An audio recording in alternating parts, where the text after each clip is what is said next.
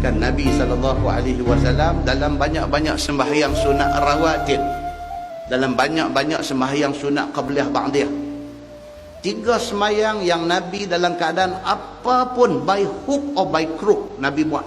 Apa dia? Qabliyah subuh. Apa dia? Qabliyah zuhur. Apa dia? Witir.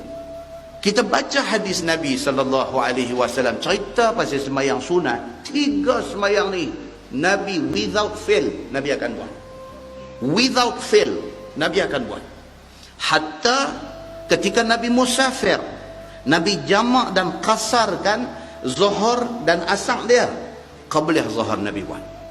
Nak habaq kata Nabi emphasize, Nabi tekankan pentingnya sembahyang tu. Qabliyah subuh, qabliyah zuhur juga disebut sebagai sunat zawal. Ada sebahagian ulama dia bezakan, sunat zawal lain 2 rakaat, qabliyah subuh lain pula 2 rakaat. Tetapi sebahagian lagi di kalangan ulama hadis, dia kata sunat zawal tu ialah qabliyah zuhur.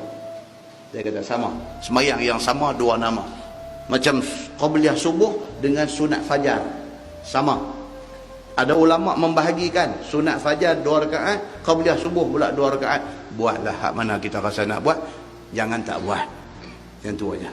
Tapi nak habangnya kata Nabi SAW dalam keadaan gering, sakit, tenat menghadapi saat wafat Nabi, witir Nabi buat, Nabi tak tinggal. Nabi biasa buat witir 1, Nabi biasa buat witir 3 tu pula Nabi biasa buat 2 campur 1, Nabi biasa buat 3 terus sekali tahiyat akhir, Nabi biasa buat witir 5, Nabi biasa buat witir 7, Nabi biasa dalam keadaan uzur, sakit menjelang wafat, witir Nabi tak tinggal. Dalam keadaan musafir, witir Nabi tak tinggal. Kalau kita habis dhaif macam mana pun, 3 ni jangan lepas. Habis kita ni koman macam mana pun, jenis nak mangkit pukul 4, pukul 5 nak semayang tahajud ni jenis tak boleh, tak apa, tapi 3 ni jangan tinggal. Qabliyah subuh, sunat sebelum zuhur, dan juga witir sebelum tidur. Bahkan dalam mazhab Hanafi, witir wajib. Witir wajib.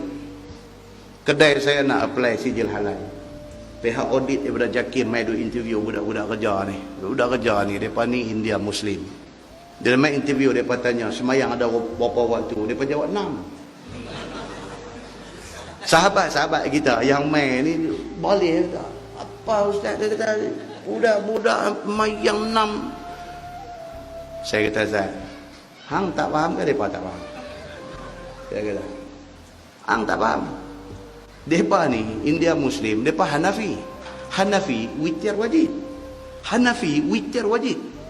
Dia kira sekali dalam sembahyang wajib ni, 5 campur 1 witir ni wajib. Mereka 6. Baru mulut, oh, dia kata, oh lugu tu lah. Hang yang tak lulus lah, bukan mereka tak lulus, hang tak lulus lah. Okey. Nampak kan? Mazhab kan? Pasal apa? Pasal Imam Abu Hanifah dia berpegang kepada hadis yang menceritakan kata Nabi tak tinggal witir.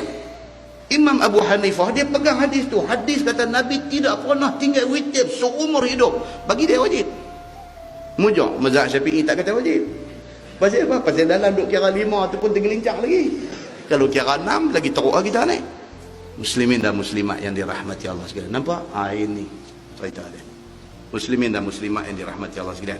So Allah Subhanahu wa taala kata apa? Zalikum khairul lakum in kuntum ta'lamun. Itu lebih baik bagi kamu kalau kamu tahu. Kalau kita tahu besarnya pahala sembahyang qabliyah subuh, besarnya pahala sunat zawal, sunat qabliyah zuhur, dan besarnya pahala sembahyang sunat witir, kalau kita tahu, kita tak akan miss benda tu. Taruh contoh buat sembahyang di rumah, taruh. Kita lepas sembahyang Isya, kita buat ba'diyah Isya. Taruh buat sembahyang di rumah. Pasal apa? Rumah jangan jadi kubur. Nabi kata, la taj'alu buyutakum qubura. Jangan kamu jadikan rumah kamu macam kubur. Maksudnya apa? Sampai tak ada sembahyang sunat di rumah. Simpan yang tu. Kalau balik-balik terus nak sembahyang tak boleh. Pasal apa? Batal dah ayat sembahyang. Tak apa, saat lagi nak tidur, takkan kita tak masuk pancung. Kita nak tidur saat lagi, setidak-tidaknya masuk pancung, kita buang air, gosok gigi apa semua, sekalinya ayat sembahyang sunat witir 3 rakaat. Bagi salam, tidur. Alhamdulillah tuan-tuan. Sana esok tengok-tengok statement kita. Tengok-tengok statement kita, tu dia besarnya pahala duk buat witir ni, kita akan menyesal.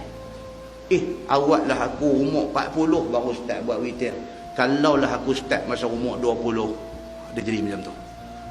Awaklah aku umur 50 baru start tak tinggal witir ni. Kalaulah aku start awal sikit, alangkah untungnya. Pasal apa? Tengok keganjaran pahala Tuhan bagi tu, kita jadi tamak. Kita jadi kalaulah dulu aku buat awal lagi, alangkah baiknya.